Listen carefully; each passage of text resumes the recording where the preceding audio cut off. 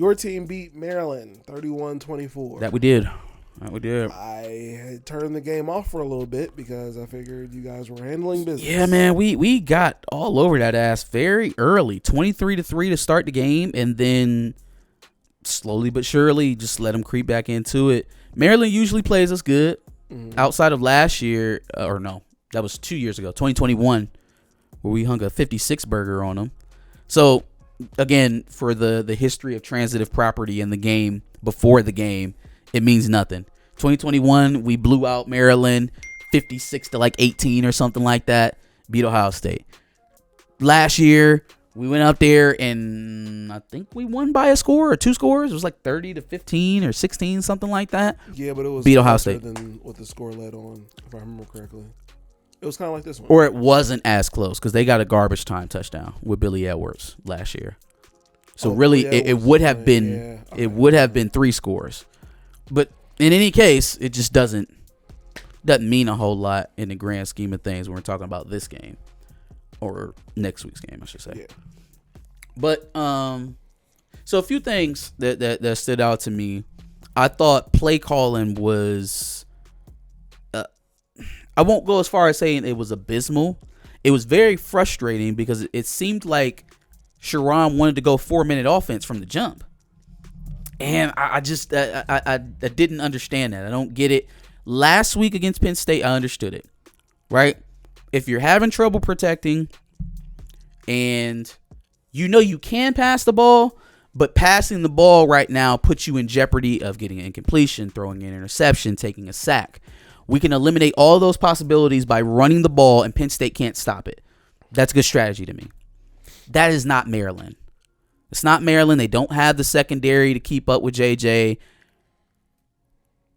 The pass rush, and man, if Ladarius Henderson, this is me. This is not inside information. This is if Marcus was the offensive line coach. If Ladarius Henderson had made the trip and he was healthy, Carson Barnhart would have been sitting on the bench this game. At very least, he would have started out on the bench.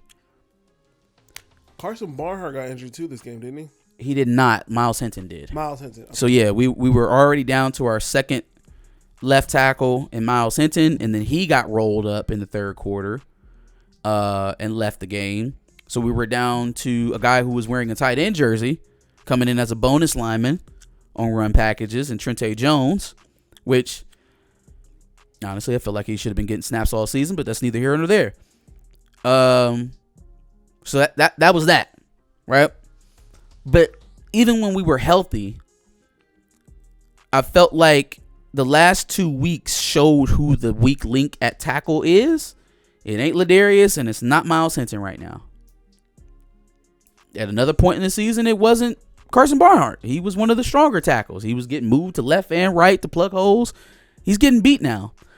He's getting beat on speed rushes, though. That is a blessing and a curse. It's a curse because other teams have seemed to pick up on it, and now they're attacking with it. And that's causing us real issues. A blessing because I have not seen JT or Jack Sawyer speed rush all season. They are bull rush defensive ends. They may add a spin or dip or rip at the end of it, but they are predominantly bull rush rushers. That is true. That is who JT has been his entire time at OSU. Can't say so much for Jack Sawyer. He's switched positions a couple times. Mm-hmm. JT has been a bull rusher his entire career at Ohio State. So if he's going to develop a speed rush shoulder dip around the corner in a week, we're in trouble. We're in fucking trouble. I think he's going to end up playing right into Barnhart's hands with the moves that he has at his disposal. And that's something that Barnhart holds up well. If you try to push through his chest, he can handle that. If you're going to take a half a step outside of his shoulder and run around him, he has trouble with that. But that's not what Ohio State's defensive ends do exceedingly well. Will they bring extra pressure off of that edge of Carson Barnhart? I'm sure they will. And we'll have to adjust to that. But just the straight up, we're not going to be able to drop back and pass against Ohio State. I don't buy that. Again, different team, different personnel. Plus, we have a whole week to fix the problems that we had last week. I don't think it's as big of an issue as maybe what a lot of the pundits are making it up as in terms of protection. Now, that's all predicated on us being healthy, too. We get Ladarius and Miles back, I feel supremely confident in us being able to protect, because even if Barnhart isn't able to do the job, we can rotate.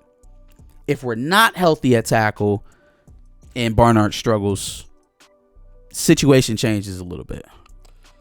I would say your personnel, well, depending on what's going on with Roman Wilson and your playbook as of the last couple weeks, won't necessarily lend itself towards big plays. And we haven't let a lot of big plays happen anyway. I mean, we don't.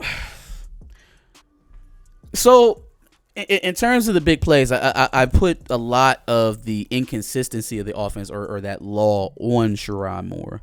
Because we had close to 100 yards, and we had something like 90 yards of rushing in the first half. Mm-hmm. Blake Corum for a minute there was averaging 5 yards a pop. Once they started keying in, though, once they start putting 8 in the box, 7, 8 in the box, it's time to go play action on early downs, man. I don't know if this was it can't be a let's not put stuff on tape for Ohio State thing. We're the most prolific play action passing team in the country. So that just doesn't make very much sense. You've been putting it on tape for the past 10 weeks, and now week 11 you're going to go into the submarine. Sure. That didn't make any sense. Or what's a little bit more feasible, maybe JJ was dinged up. They're trying to keep him out of the running game. The drop back passing game for this game was compromised because of Carson Barnhart and other injuries at tackle. So, again, maybe similar to what was going on last week at Penn State, but not exactly the same thing. In the interest of keeping your quarterback upright and getting out of Dodge with a win, you know, that's kind of what the play calling, how it happened. My problem is that minimizing exposure could turn into leaving a team around very quickly, and that's what they ended up doing. Now, they were able defensively to really bow their necks and you know, force some turnovers from Talia. Mike Barrett had a forced fumble. Mike Sanders still had 2 picks. But and then the 2 safeties as well. Special teams was elite. But even still with that, you have to keep them honest. I feel like Sherrod, as a play caller, at least for these last 2 weeks, don't get bored with taking a profit, as Joe Klatt says, right? Like, if it's working, keep taking it and make them stop it. But also, at the same time, when they're starting to align towards something, don't just let them off the hook by handing the ball off for 3 yards in a cloud of dust, sure. just because. Mm-hmm. Because right here in the third quarter, they go heavy, deep play action drop. JJ finds Cornelius over the middle. Would have been a touchdown if he puts it on him. Mm-hmm. Maybe, number one, that's how effective your play action passing game is that you can put 2 extra offensive linemen into the formation and still throw the ball. Number 2, when your quarterback hasn't thrown for the equivalent of half a quarter, it's very, I'm going to just say, it's not fair for then you to ask him to throw a 40-yard bomb for a strike touchdown. Yeah. After not throwing the ball for 7-8 minutes. That's not fair. You're not allowing him to get into any kind of rhythm. It's not right. Yeah. And the thing is that you don't need to put the ball in jeopardy to keep him in rhythm. What's wrong with a screen? Where did the bubble screens go this week with Samaj Morgan? You know, draws, things of that nature, like RPOs. There are run extension plays that you can go to that aren't straight drop back pass with JJ. You know, that aren't read option with JJ around the end. Like, I get it. You're trying to keep him upright. It would be disastrous for him to, you know, push an injury even further before this week or to outright get hurt this week. At the same time, you cannot lull people to sleep in every game because you'll lull yourself to sleep. Mm-hmm. We looked up. We were up 23-3. And by the midway point in the third quarter, we had a game on our hands, a legit game. Yeah. So I wouldn't. I get the mentality around running into loaded boxes sometimes, but as a rule of thumb, Run.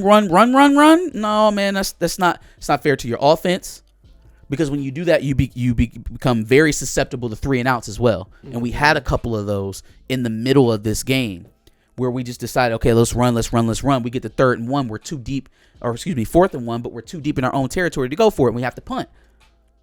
That is more of a schematic loss than it is Maryland actually stopping you.